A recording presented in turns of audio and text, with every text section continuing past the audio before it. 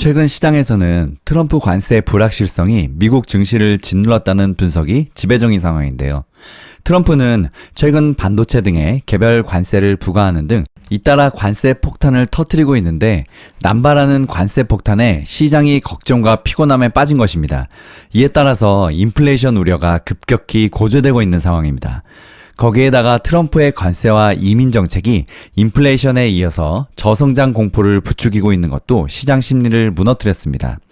이민자를 추방하는 등 이민 제한이 경제 성장 둔화로 이어질 수 있는 우려가 확산 중인 상황인데요. 미국 경제의 스태그플레이션 공포가 트럼프 효과를 한순간에 트럼프 우려로 바꾼 것입니다. 미국 경제가 인플레이션은 상승하는데 성장은 더뎌지는 스태그플레이션 조짐이 곳곳에서 나타나고 있다고 합니다.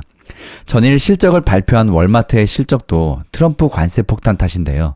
관세 폭탄으로 상품 가격이 올라갈 것이란 우려로 월마트가 올해 매출 전망을 낮게 잡아서 미국 증시에 충격을 주었습니다. 오늘 발표된 경제 지표들도 트럼프의 친성장 의제에도 스태그플레이션 공포가 미국 시장을 강타하고 있는 셈인데요.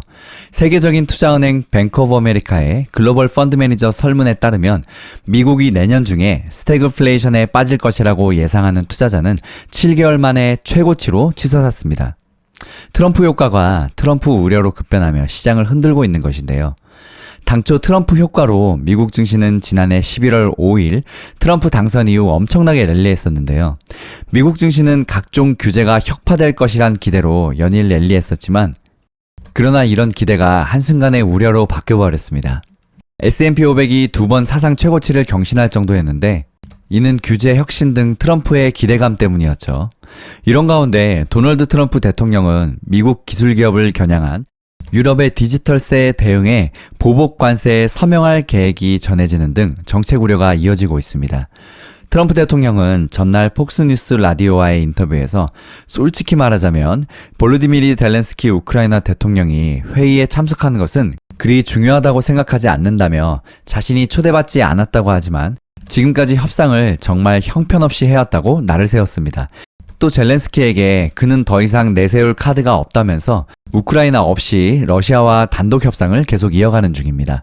전문가들의 의견을 들어보면 골드만삭스의 스캇 루브너 전략 전문가는 전날 보고서에서 옵션 만기일인 21일 총 2조 7천억 달러의 자금이 소화될 예정으로 시장의 조정을 부를 수 있다는 전망을 내놨습니다. 그는 오는 3월 세금 정산 시기가 도래하면 개인 투자자들의 매수 여력이 줄어들어서 시장의 하락폭은 더 커질 수 있다고 예상했는데요. 또 오는 26일로 다가온 엔비디아의 실적으로 이튿날 27일 전체 시장이 큰 변동성에 노출되는 등 거래 환경이 우호적이지 않다고 진단했습니다. 뱅크 오브 아메리카의 마이클 하트넷 수석 전략가도 미국 주식은 전 세계 다른 나라 주식 대비 성과 정점을 지나고 있다고 진단했습니다. 그는 지난해까지 시장을 밀어올린 대형 기술기업 7개 종목에 최근 부진을 거론하며 지수보다 주가 상승이 뒤처진 레그니피센트 7이라고 표현하기도 했습니다. 하트넷 전략가는 유럽 증시가 2000년 고점을 처음으로 돌파했고 중국도 부동산 가격 반등과 소비 회복 가능성을 보이고 있다며 유럽과 일본, 한국 등이 미국 증시의 대안이 될 수 있다고 주장했습니다. 또 유명 투자자 스티브 코엔은 한 회의에서 시장의 수익이 이미 실현된 시점이므로 상당 기간 조정이 있을 것이라며 부정적인 시장 전망을 제시했습니다. 그는 트럼프 관세 부과 계획이 경제에 부담을 주고 있으며 정부의 비용 절감 조치도 시장에 부정적인 영향을 줄 수 있다고 지적했습니다. 4분기 실적 시즌이 이제 막바지에 접어들었는데요. LSEG에 따르면 S&P 500 기업 중에 약 425개 기업이 실적을 발표했으며 이 중 76%가 월가의 예상치를 상회했다고 밝혔습니다. 애널리스트들은 현재 4분기 S&P 500의 총 수익이 전년 대비 15.7% 성장할 것으로 보고 있으며 이는 1월 1일 기준 연간 7.8%의 성장률 예측치보다 더 크게 향상된 것입니다. 시카고 상품거래소 페드워치 툴에 따르면 다음 달 기준금리가 동결될 확률은 95.5%를 기록했는데요. 전날 마감 무렵보다 2%포인트 내려간 수치입니다. 또 6월까지 기준금리가 동결될 확률은 경기 둔화 우려가 커지면서 36%로 급락했습니다. 전날 마감 무렵엔 47.2%였습니다. 이제 실적 발표로 시장 전체에 영향을 미친 큰 종목이 하나 남았는데요. 바로 엔비디아입니다. 주가가 현재 수준에서 더 오를 여지가 희박하다는 이례적인 분석이 제기됐는데요. 경제매체인 CNBC에 따르면 독일계 투자은행 도이체방크는 오는 26일 자체 2025년도 회계연도 4분기 실적을 발표하는 엔비디아에 대해서 조심스러운 입장을 취하고 있습니다. 도이체방크는 전날 엔비디아에 대한 투자 의견을 보유로 재확인하고 목표 주가를 140달러로 고수했습니다. 전 거래일 종가 140.11달러와 같은 수준입니다. 도이체방크 분석가 로스 세이머어는 엔비디아의 4분기 실적이 강력할 것으로 예상한다. 그러나 현 분기에 대한 사측의 실적 전망치는 월가 예상과 일치하는 수준에 그칠 것으로 보인다며 주가가 오를 여지는 거의 없다고 말했습니다. 그는 블랙엘 출시 과정의 복잡성 등을 감안할 때 엔비디아의 이번 분기 실적 가이던스에 제한이 있을 것으로 판단된다고 부연 설명했는데요.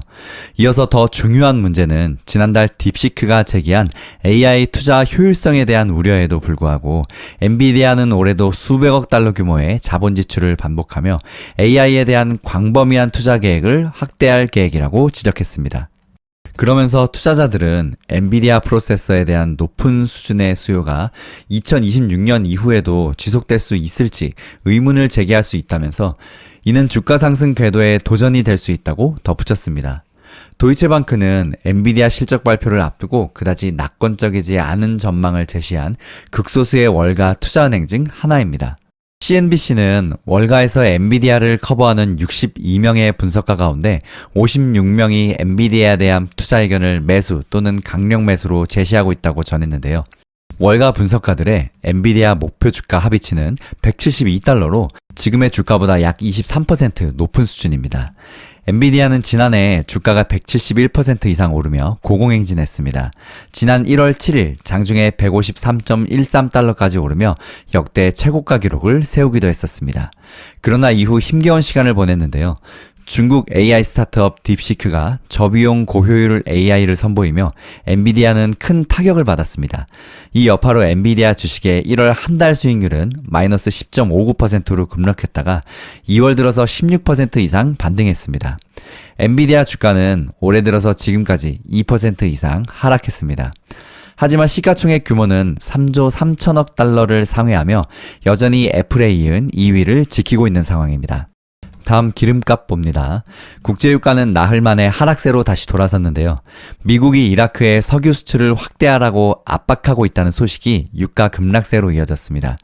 국제유가 기준물인 브렌트유는 전장 대비 2.68% 급락한 배럴당 74.43달러로 마감했고 서부 텍사스산 원유 WTI 역시 2.87% 급락한 배럴당 70.4달러로 내려갔습니다. 브렌트유와 WTI 모두 주간 단위로는 하락했는데요. 브렌트유는 0.41%, WTI는 0.48% 내렸습니다. 미국 증시 브리핑 이것으로 마칩니다. 힐링 가족 여러분 행복한 주말 보내세요. 파이팅!